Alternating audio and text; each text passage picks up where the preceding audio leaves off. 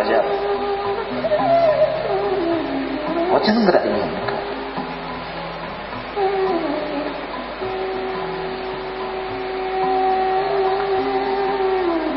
भाई के बाण लगा तो राम जी कितने रोए, आंसू देखने नहीं गए। पर कृष्ण जी के 56 करोड़ यादवों की लाश पड़ी है, एक ही आंसू नहीं आया साहब। भाई की छोड़ो, पूरा वंश मरा पड़ा था। रोने का क्या काम है? जो जन्मा हो मरा, रोने का क्या काम है? सुख में कभी सुखी नहीं हुए कृष्ण, दुख में कभी दुखी नहीं हुआ। समत्वम योग उच्यते, क्या कहते हैं? सम रहो, इसी का नाम योग है। राम जी है।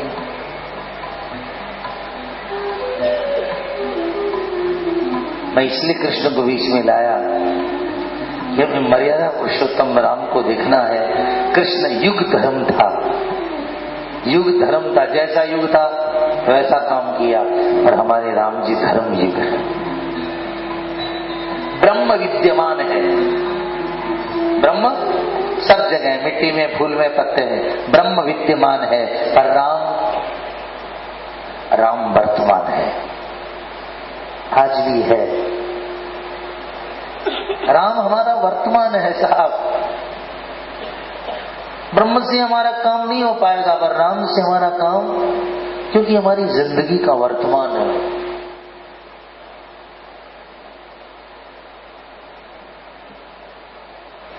रविजनों, राम एक न पत्नी व्रतधारी है, और हमारे ठाकुर कन्हैया तो 16,000, 108 और ऊपर।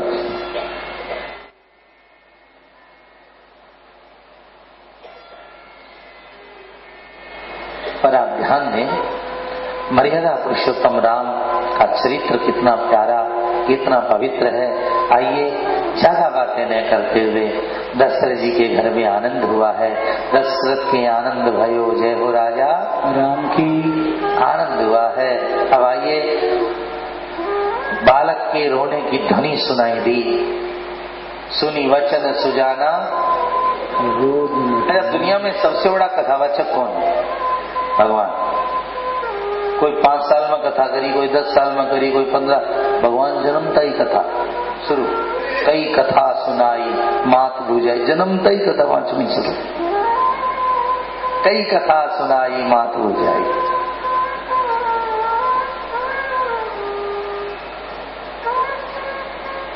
मध्याह्न का समय, दशरथ महाराज के घर में राम जन्म का, और दाई ने रुदन सुना है, लाला भयो है, लाला। फिर क्या था? दौड़कर दशरथ महाराज के पास गई, महाराज पुत्र हुआ है। सुनते महाराज ने अपना कंठा निकाल के दिया। अब आइए चौपाई तक चलते हैं। दशरथ पुत्र जन्म सोनी काना,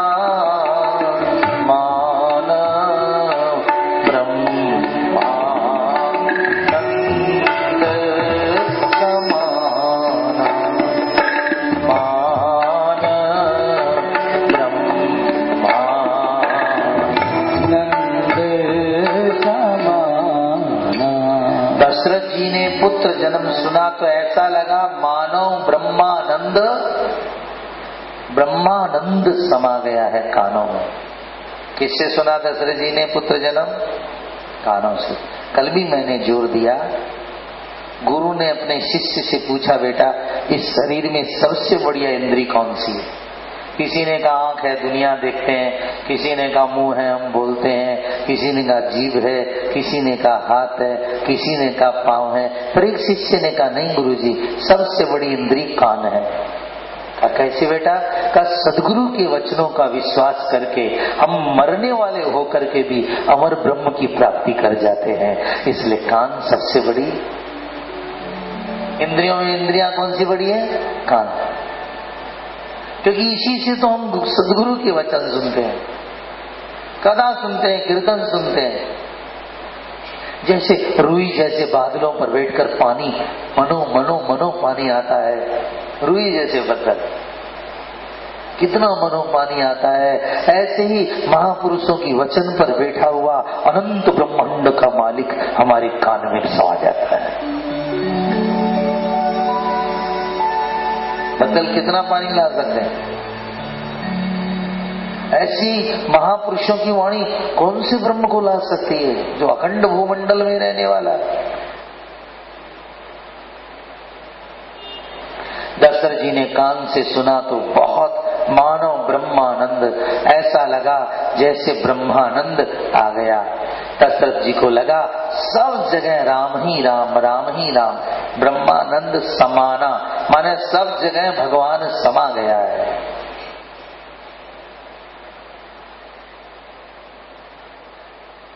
राजा के परम प्रेम पुलक प्रेम से इतने भर गए कि परम प्रेम मन और पुलक शरीरा, मन में प्रेम आ गया, शरीर रोमांचित हो गया।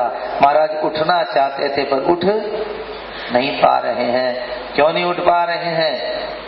क्योंकि दशरथ जी के मन में विचार आता है कि मेरे सदगुरु ने कहा था, दशरथ पुत्र जन्म सुनी, मेरे सदगुरु ने कहा था। एक दिन दशरथ जी महाराज ने एकादशी का व्रत किया, रात में कीर्तन कर रहे थे। उसी समय उनको लगा कोई बहुत सुंदर सुंदर बालक राम को लेकर के सप्त ऋषि आंगन में उतर रहे हैं। वो सुकुमार को लेकर के सप्त ऋषि आ रहे हैं। दशरथ जी ने गुरुदेव को कहा सपने में सप्त ऋषि किसी बालक को लेकर के आए। मुझे आनंद आया, मैंने आंगन में छोड़ गए। दशरथ जी ने कहा ये तो भगवान के आने की सूचना है महाराज। सप्त ऋषि आए, स्वप्न में सप्त ऋषि।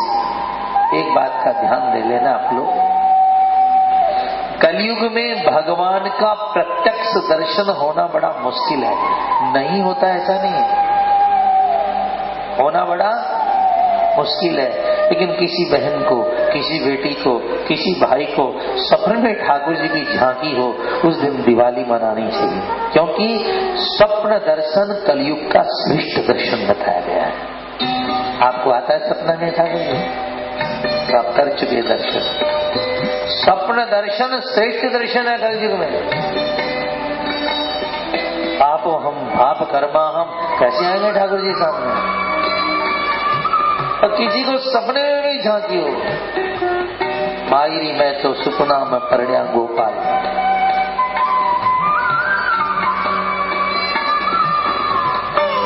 स्वप्न में बालाजी की झांकी हो, स्वप्न में वृंदावन बिहारी की झांकी हो, श्री राघव की झांकी हो, तो सोचना मेरा शरीर पापमय है, इसलिए मेरे ठाकुर जी स्वप्न में दर्शन देने के लिए पधारे हैं। भजन के द्वारा शरीर शुद्ध करो।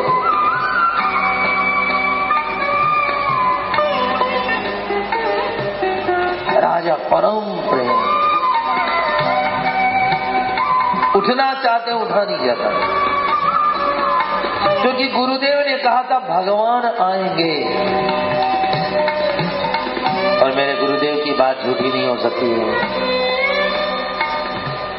जाकर नाम सुनत शुभ होई, मोरे गृह आवा प्रभु सोई। जिसका नाम लेने से ही शुभ होता है, मेरे घर में वो भगवान पैदा हुआ है। दशरथ जी की आंखें बंद हुई, दोनों आंखों से धारा निकलने लगी। गुरुदेव की बात याद आई, सप्तऋषि बालक लेकर आए महाराज, आपके घर में भगवान पुत्र बनकर आए। विश्वासो गुरु वाक्येषु, गुरु के वचन में विश्वास।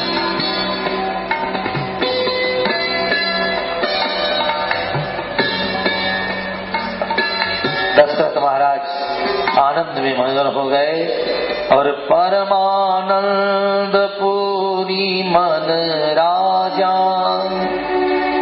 कहा बुलाए बजावहु बाजा।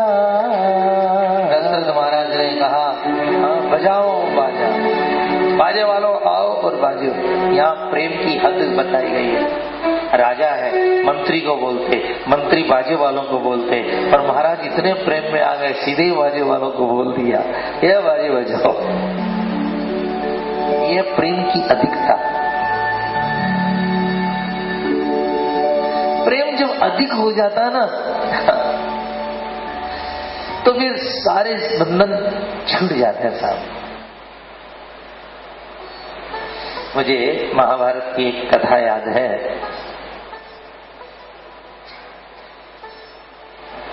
द्रौपदी जी ने सुना कि भगवान कृष्ण अस्त्र शस्त्र नहीं उठाएंगे,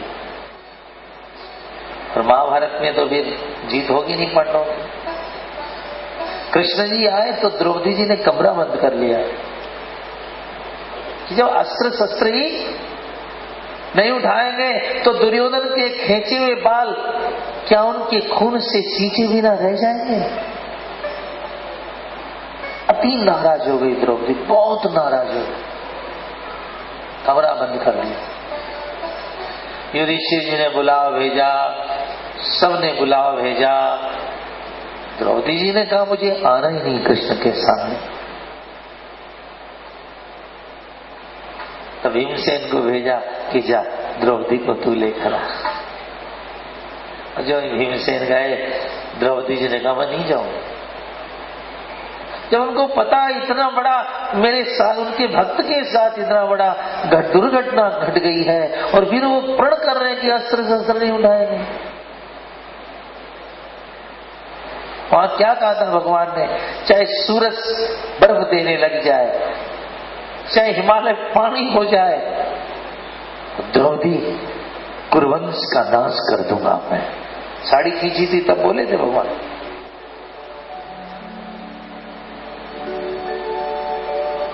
भीमसेन ने सुना द्रौपदी चल काम, मुझे नहीं जाना कृष्ण काम। तब भीमसेन ने गदा उठाई, तो छोड़ा, पहले मैं कृष्ण को ही सलटता हूं।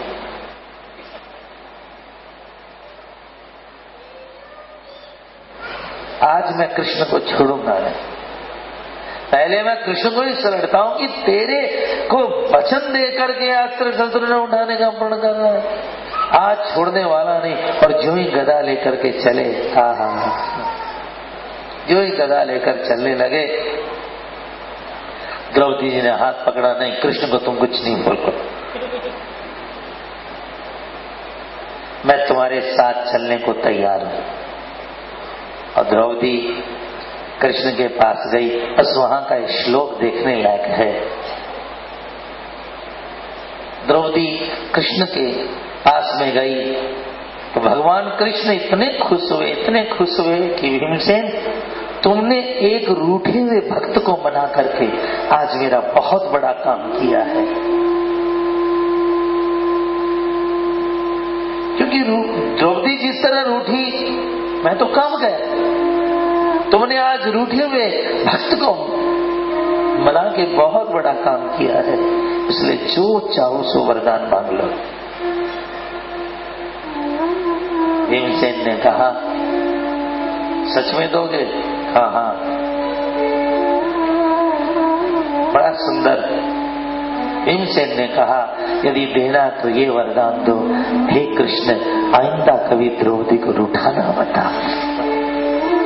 द्रौपदी को कभी रूठाना। तो भक्त का भगवान के प्रति समर्पण और भगवान का भक्त के प्रति जो समर्पण है वो अद्भुत समर्पण है। और उठे तो वो हिल जाता है, और वो उठे तो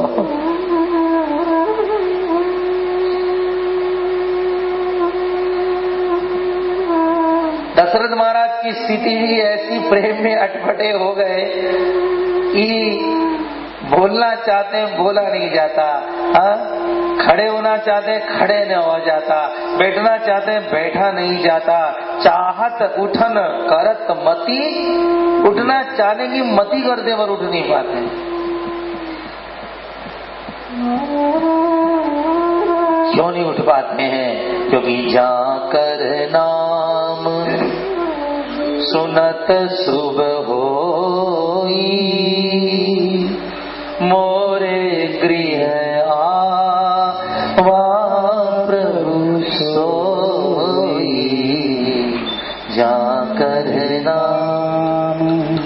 जिनका नाम सुनने से ही शुभ होता है वो मेरे घर पधारे हैं।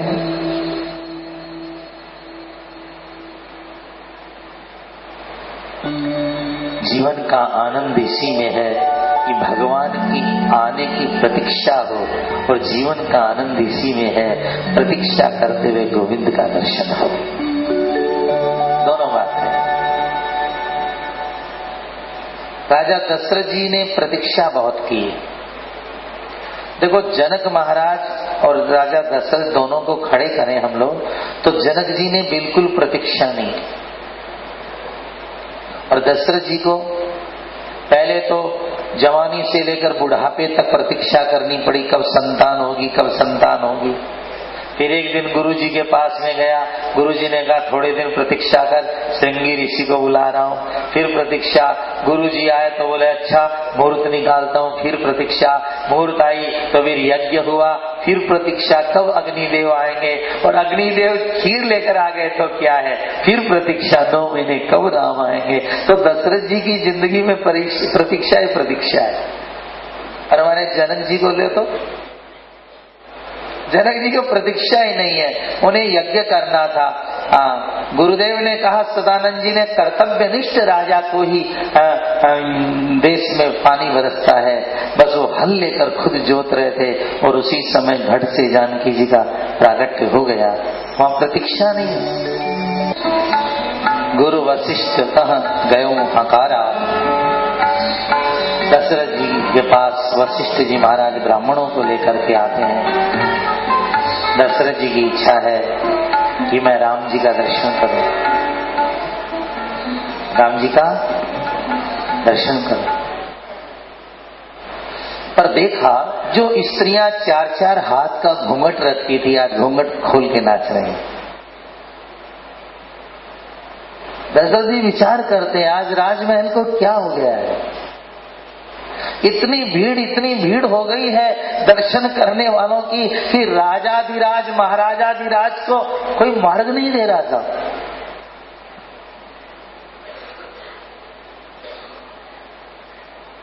वशिष्ठ जी ने कहा, महाराज आपने कहा था अनुपम बालक आने वाला है, तो ठीक है, मैं बालक राम का दर्शन करना चाहता हूं। दशरथ जी ने कहा, वशिष्ठ जी ने कहा चलो चलो, मैं रामलला की पूजन कराने जा रहा हूँ। पूजा के थाल लेकर के ब्राह्मण मंत्र गाते हुए रामलला की पूजा करने जा रहे हैं। वशिष्ठ जी कहते हैं, अरे रास्ता दो रे, अरे क्या हो गया, अरे संभलो रे, राजाधिराज जा रहे हैं। पर सब परम प्रेम मन पुलक सरिता। कौशल्या जी सुंदर बालक को लेकर विराजमान है साहब। कृष्ण जी तो हमारे काले हैं, और हमारे राम जी क्या है, नीलमणि, नीलांबुज श्यामल कोमलांग, नीले ठाकुर, अद्भुत नीलमणि है। दशरथ महाराज ने जब प्रथम बार श्री राम का दर्शन किया, देखते ही तो चकित हो गए। महाराज ये वही बालक है सप्तऋषि जिसको स्वप्न में दे करके गए थे, ये वही बालक है। वशिष्ठ जी महाराज ने उस बालक को देखा, देखने के बाद उनको भी अश्रुधारा चल पड़ी। महाराज ये तो बालक है। बालक मानी क्या होता है, संस्कृत में बालक का अर्थ होता है बालेषु बालेषु रोमकूपेषु ब्रह्मांडानी यस्य स बालक, जिसके रोम रोम में ब्रह्मांड बसा हुआ है। इसको तुलसीदास जी ने क्या कहा, ब्रह्मांड निकाया निर्मित माया और रोम रोम प्रति, ये बालक शब्द का अर्थ है संस्कृत में, जिसके रोम रोम में ब्रह्मांड है। वशिष्ठ जी महाराज मंत्र बोलना भूल गए। दशरथ जी ने कहा, महाराज बालक राम की पूजा कराने आयो, मंत्र तो बोलो। लेकिन वशिष्ठ जी रो पड़े, मंत्र भूल गए। फिर बोले, अत्र वेदः अवेदः भवन्ति, यहाँ वाणी रुक जाती है, यहाँ वेद मौन हो जाते हैं। महाराज आपके बच्चे को देख करके कोई उपमा ही नहीं हमारे पास है। बाबा जी ने इस चौपाई को कितनी प्यार से लिखा कि अनुपम बालक देखनी जाई, अनुपम बालक देखने जाई, रूप राशि गुण कही ना सिराई, अनुपम बालक देखने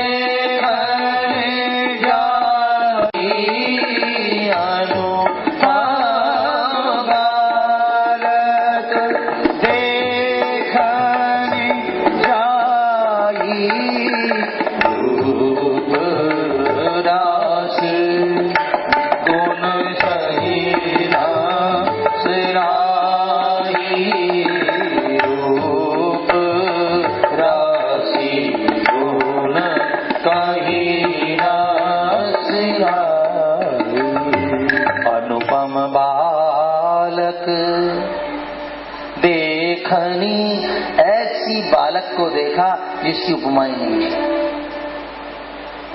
वाल्मीकि जी बहुत बड़े विद्वान थे। वाल्मीकि ने देखा जाए तो रामायण शतकोटि अपारा, 100 करोड़ श्लोकों की रामायण, शतकोटि अपारा। इतने बड़े वाल्मीकि लेखक हैं दुनिया के। वाल्मीकि ऋषि के मन में आया मैं राम की उपमा लिखूंगा। राम की, पर बालक क्या है? अनुपम, उपमा नहीं। पर वाल्मीकि के मन में आया मैं राम की उपमा लिखूंगा। उन्होंने लिखा राम सूर्य की तरह है। रातों हाथ हटाना पड़ा क्योंकि सूर्य तो डूबता है, मेरा राम तो कभी डूबता नहीं है।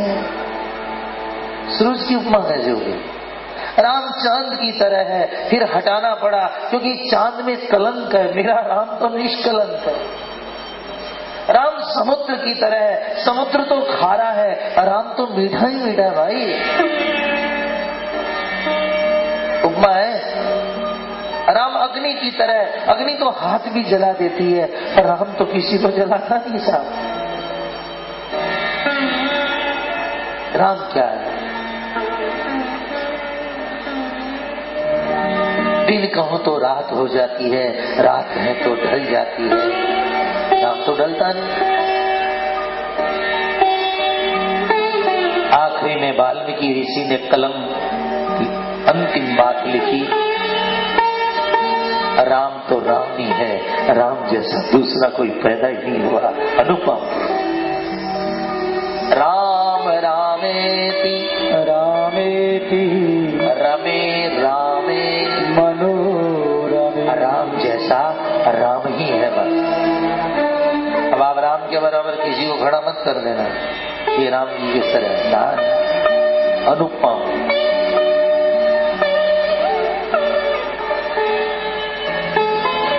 तुलसीदास जी ने गीतावली में, कवितावली में बहुत बढ़िया लिखा है। उपमा क्या है? राघव जी की। तो थोड़ी हिंदी, भारतीय हिंदी है थोड़ी, पर आप ध्यान देना उपमा पर। क्या उपमा है राघव जी के लिए? अवधेश के द्वारे सकारे गई, सुत गोद के भूपति लेनिक से। सुबह सुबह का समय है, एक नागरी सखी दशरथ महाराज के दरवाजे पर जाती है और इधर दशरथ जी गोद में लेके दरवाजे से राम जी को निकलते हैं। अवधेश के द्वारे सकारे गई, सुत गोद के भूपति लेनिक से। अवलोके हूँ सोच विमोचन को, ठगी सी रही जे न ठगे धिक से। राघव के रूप को देखकर मैं ठगी सी रह गई, धिक्कार है उनको, वो धिक्कार देने जैसे हैं जो राघव के देखकर ठगे नहीं। तुलसी मन रंजन रंजित अंजन नयन सुखंजन जातक दे। तुलसी मनोरंजन करने वाले, नैन में अंजन लगाए हुए, तुलसी मनोरंजन रंजित अंजन नैन सुखंजन जातक ते। जातक ते जैसे खंजन पक्षी का बच्चा जन्मा है और उसकी टेढ़ी आंख, नयन सुखंजन जातक ते। सजनी ससी में समशील उभे, नवनील सरोरु है सेविक से। ऐसे लगता है जैसे चांद में एक साथ में दो कमल खिल गए हो, दो कमल, राघव का चंद्रमुख और उसके अंदर दो नेत्र कमल। अवधेश के द्वारे शकारे गई, सुत गोद के भूपति लहनिक से। अब लोके सोच विमोचन को ठगी सी रही, जे न ठगे धिक से। तुलसी मन रंजन रंजित अंजन नयन सुखंजन जातक ते। सजनी शशि में सम शील उभे, नवनील सरोरु है सेविक से। पगनूपुर और पहुंची कर कंजनी, मंजुमनी मलिता नहीं है। जब नवनील कलेवर पीत जगा, झलके फूल के नृप गोद लिए। ऐसे लगता है जैसे बादलों में बिजली कड़क गई। नवनील कलेवर पीत जगा, झलके फूल के नृप गोद लिए। ऐसी छटा है ठाकुर जी की, अद्भुत रूप होता है ठाकुर जी का। नवनील कलेवर पीत झगा, झल के फूल के नृप गोद लिए। तुलसी मन रंजन रंजित अंजन नैन खुजंगन जातक ते। अरविंद सो आनंद रूप मरंद, आनंदित लोचन भृंग पिए। कैसा रूप है ठाकुर जी का? अरविंद सो, कमल जैसा चेहरा है, और रूप क्या है? मकरंद है उनका। अरविंद सो आनंद रूप मरंदु, मकरंद है, और हमारे लोचन भंवरे बनकर उनको पी रहे। अरविंद सो आनंद रूप मरंदु, आनंदित लोचन भृंग पिए। मन में न बस्यो अस बालक जो, तुलसी जग में तप कौन किए। ऐसा छोरा दशरथ का मन में नहीं बसा तो हमारा तपस्या करना बेकार है। बरदंत की पंगत कुंद कली, अंतराधर पल्लव खोलन की। जब ठाकुर जी मुंह खोलते हैं और दांत चमकते हैं तो यूं लगता है जैसे बिजली कड़क गई। बरदंत की पंगत कुंद कली, अधराधर पल्लव खोलन की। चपला चमके गण बीच जावे, छवि मोतियन माले अमोलक की। छवि मोतियन माले अमोलक की, छवि मोतियन माले अमोलन की। घुंघराली लटे लटे के मुख ऊपर, कुंडल लाल कपोलन की। न्योछावर प्राण करे तुलसी, बलि जाऊं लला तेरे बोलन की। न्योछावर प्राण करे तुलसी, बलि जाऊं लला तेरे। अनुपम बालक देखनी आई, रूप राशि गुण कही ना जिया। अनुपम बालक देखनी आई, रूप राशि कही ना।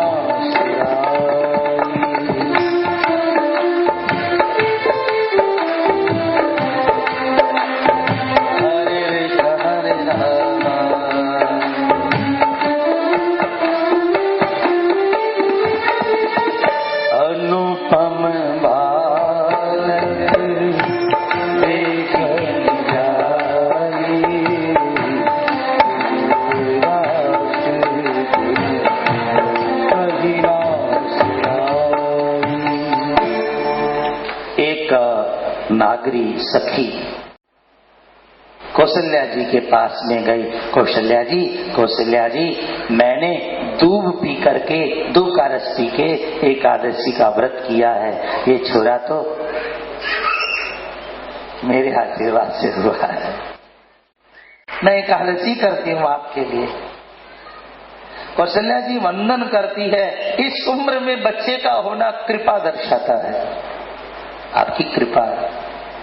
कोई तुम्हें थोड़ा सा भी कहे मेरे कारण तो उसका सम्मान करो।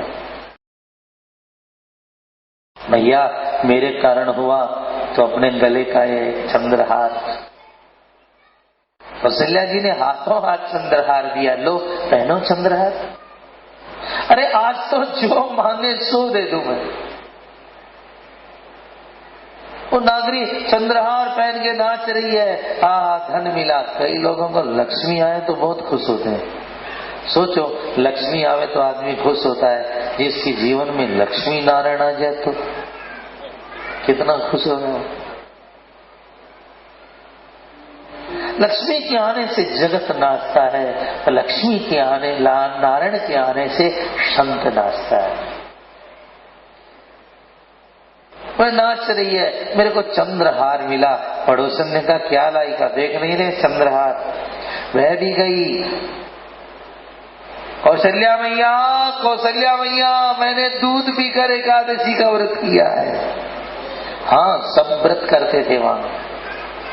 दशरथ की प्रजा प्राण से ज्यादा चाहती है महाराज को, सब व्रत उपवास। प्रणाम। देखो मेरे आशीर्वाद से बच्चा हुआ है। माँ कहती है आपका याद रखिएगा, जो सबका आशीर्वाद लेता है उसी के जीवन में सर्वेश्वर आता है। इसकी दुर्शीस मत लो, लेना है तो सबका आशीर्वाद। भला न कर सको कम से कम बुरा न करो। जसोदा सबका आशीर्वाद लिया तो कृष्ण आया है, और हमारी कौशल्या ने सबका आशीर्वाद लिया। भैया मेरे द्वारा दूध पीकर क्या चाहिए, माँ पड़ोसन को आपने चंद्रहार दिया, मुझे भी। कौशल्या ने कहा जरा मेरे लाला को पकड़ तो तेरे लिए हार लेकर आऊं। और राघव को गोद में लिया। जो ही नागरी ने राघव को गोद में लिया, आंख बंद की तो अंदर राम जी दिखने लगे, आंख खोली तो गोद में दिखने लगे, दाएं देखे तो दाएं, बाएं देखे तो बाएं। उसकी तो अश्रुधारा निकल पड़ी है। कैसा बालक है, अनुपम। आयो जी मैंने राम रतन धन पायो, आयो जी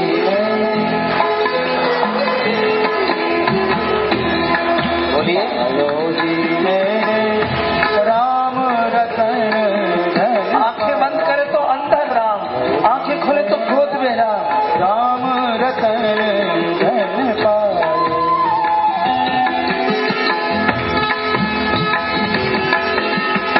वो नाचने लगी। कौशल्या का लाला जादूगर है। आंख बंद करो तो अंदर दिखता है, आंख खोलो तो गोद में दिखता है। कौशल्या लाला चायो है कि हीरा।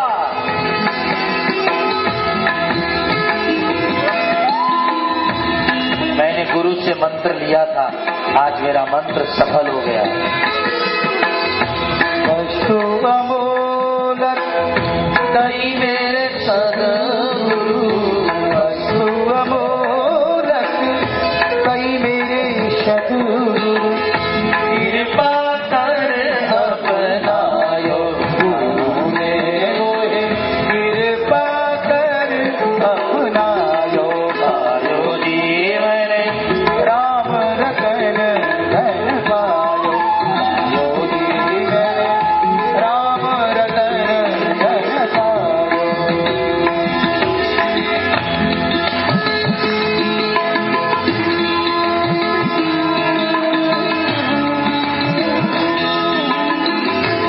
कौशल्या जी हार लेकर आती है, पर वह तो रो रही है, नाच रही है रामलला को लेकर।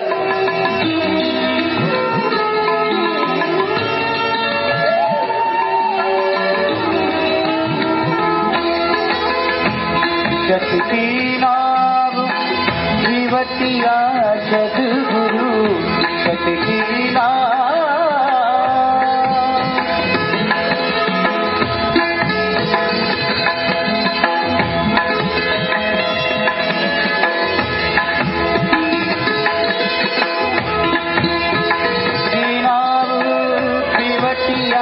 सद्गुरु भव सागर से पायो पायो जी मैंने भव सागर से आयो पायो